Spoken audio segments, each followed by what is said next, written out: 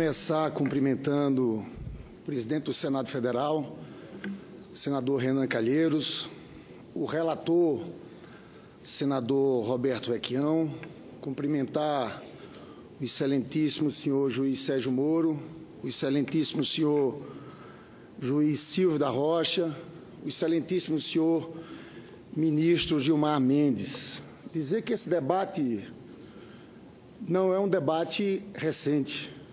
Na verdade, é fruto de um trabalho produzido por uma comissão integrada pelo então desembargador Rui Estocco, pelo agora ministro do Supremo Tribunal Federal Teori Zavascki, por Everardo Maciel, ex-secretário da Receita, na época chamada Comissão da República, que foi uma iniciativa do ilustre ministro Gilmar Mendes, que está aqui presente.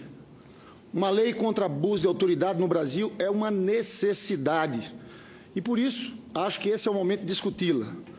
Mais do que uma necessidade, uma nova lei de abuso de autoridade é uma urgência.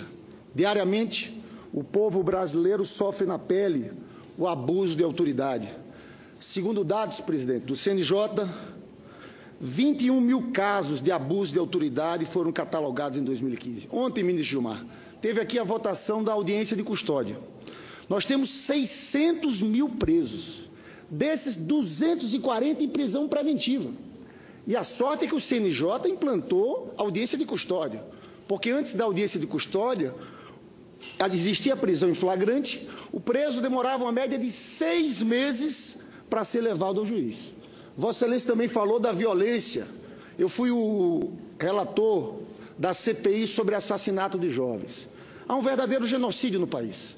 Morrem 59 mil pessoas por ano assassinadas. Metade jovens, 77% jovens negros moradores das periferias. E lá, como bem falou Vossa Excelência, não tem mandado de busca e apreensão para entrar na porta da casa do cidadão morador na favela. É pé na porta. E eu trago aqui as palavras de Pedro Aleixo Acosta e Silva, no dia da assinatura do AI-5, que diz ele: o problema de uma lei assim não é o senhor, nem os que com o senhor governam o país.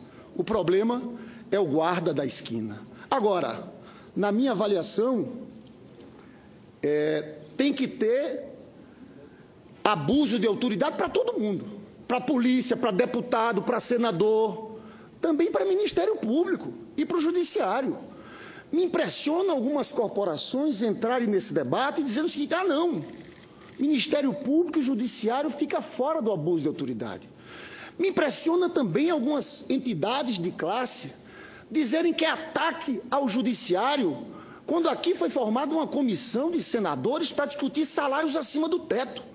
Tem desembargador e juiz ganhando 90, 100 mil reais. Isso não é ataque ao Judiciário. Agora, a discussão não é abuso de autoridade tirando o Ministério Público e o Poder Judiciário. A discussão tinha que ser outra. Tinha que ser como construir uma lei de abuso de autoridade que não atrapalhe as investigações. É isso que nós temos que nos deter aqui. Eu conversei com os membros do Ministério Público e concordo com eles quando eles dizem o seguinte: olha, o Ministério Público é responsável por abrir um inquérito. Se eu não consigo colher provas mais à frente para apresentar uma denúncia, ele não pode ser responsabilizado, porque ele está trabalhando ali inicialmente com indícios. Eu falo aqui porque nós queremos investigações amplas nesse país.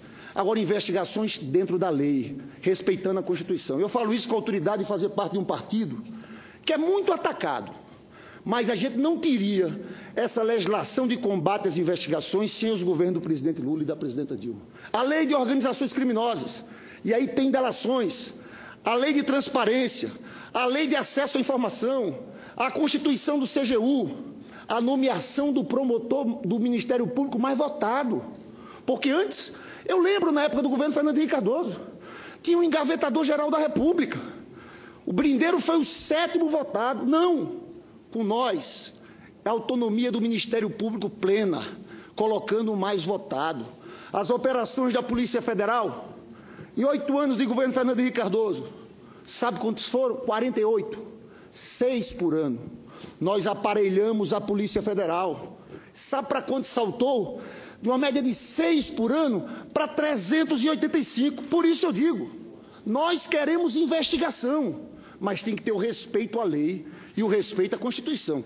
E nos impressiona e nos preocupa a generalização de medidas de exceção, o uso abusivo de prisões preventivas para forçar a delação, o uso abusivo de interceptações telefônicas, vazamentos, né? A discussão sobre direitos e garantias individuais, a presunção da inocência. Nos preocupa a seletividade quando se trata de agentes públicos, porque está na cara que tratam as organizações de esquerda, o PT, de forma diferenciada nesse processo todo.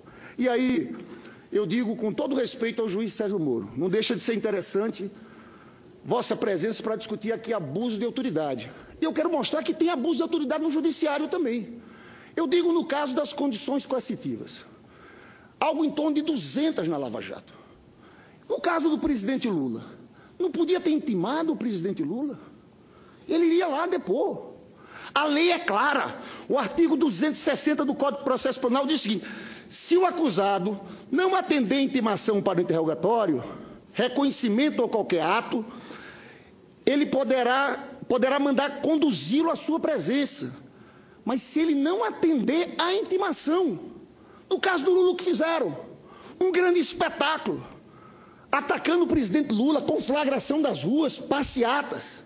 E o pior, doutor Sérgio Moro, o argumento de Vossa Excelência que diz o seguinte, que foi para garantir a segurança do Lula, a fim de evitar a perturbação da ordem pública. Aí o senhor leva para o aeroporto. O que teve? Briga de grupos rivais lá na frente. E eu falo isso porque o ministro Marco Aurélio foi muito claro. Foi muito claro naquele caso do Sérgio Moro, com todo respeito. O ministro Marco Aurélio... Eu só queria que garantisse meu tempo. O tempo de Vossa Excelência está garantido. O senador Taíde, calma, chegará a sua vez. Naquele caso, por favor, não interrompa o senador Lindbergh. Naquele caso, o ministro Marco Aurélio, daquela condução coercitiva do Lula, disse o seguinte, ministro Marco Aurélio, eu não entendo. Um mandato de condução coercitiva só é aplicável quando o indivíduo apresenta resistência e não aparece para depor. E Lula não recebeu intimação, e diz mesmo mais ele. Será que ele, Lula, quer esse tipo de proteção oferecida pelo juiz Sérgio Moro? Eu acredito que, na verdade, esse argumento foi dado para justificar um ato de força. Esse é um revés e não um progresso.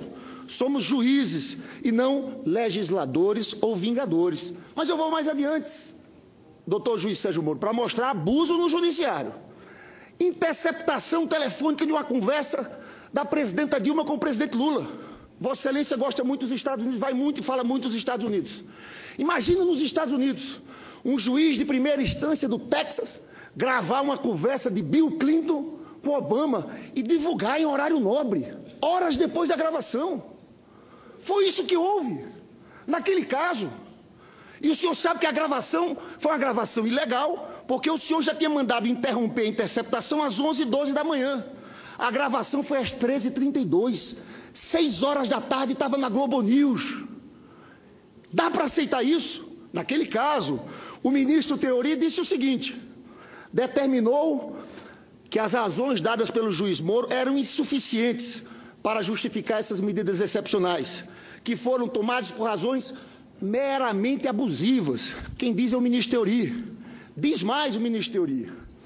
Em linhas gerais, houve usurpação de competência do STF no curso da interceptação telefônica deferido pelo juízo reclamado, tendo como investigado Luiz Inácio Lula da Silva, foram captadas conversas com a presidenta da República.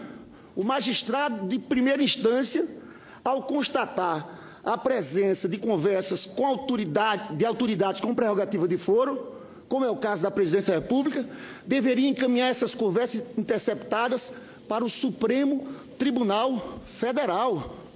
Vai mais o ministro Teori. A divulgação pública, porque tem uma lei de interceptação telefônica. O artigo 8º diz que não pode haver vazamento. E diz o ministro Teori, a divulgação pública das conversas é inaceitável. Contra uma regra constitucional expressa, não é razoável dizer que o interesse público justifica a divulgação ou que as partes afetadas são figuras públicas. É preciso reconhecer a irreversibilidade dos efeitos práticos decorrentes da divulgação indevida de conversas telefônicas. Tem mais. Para que divulgar a conversa da primeira-dama, da ex-primeira-dama, Dona Marisa, com seus filhos? Conversas íntimas de sua nora. Nós não podemos aceitar isso. Estou discutindo abusos. Tem mais. Interceptação de advogados. Isso no mundo inteiro, em canto nenhum é aceito. Tem uma nota da OAB. Interceptaram, gravaram o escritório de advocacia que defendia o presidente Lula. 25 advogados gravados, 300 clientes. Tem uma nota da OAB contra isso.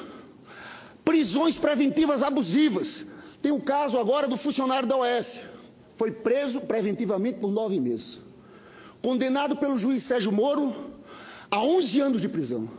O caso foi para o TRF. Sabe o que aconteceu? Absolvido por unanimidade. Agora o senhor prendeu por 9 meses prisão preventiva. Como restituir isso? Como restituir?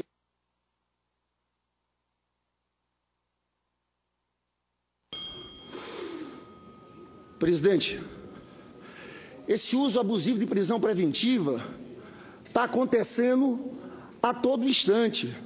Eu falo isso, senhor presidente, para encerrar aqui os meus questionamentos. Volto a dizer, nós defendemos investigações amplas, mas nós achamos que investigações amplas podem ser conduzidas respeitando a lei. Então é isso que está em jogo aqui. Eu estou tendo coragem de vir aqui para dizer o seguinte: eu acho que vivemos uma escalada autoritária. Tem ameaça ao Estado Democrático de Direito. Tem elementos de um Estado de exceção se construindo. Tem um filósofo italiano chamado Jorge Agamben, que fala da convivência do Estado de exceção com o Estado de Direito. Muitos falaram de Rui Barbosa. E eu encerro, senhor presidente, pedindo 30 segundos.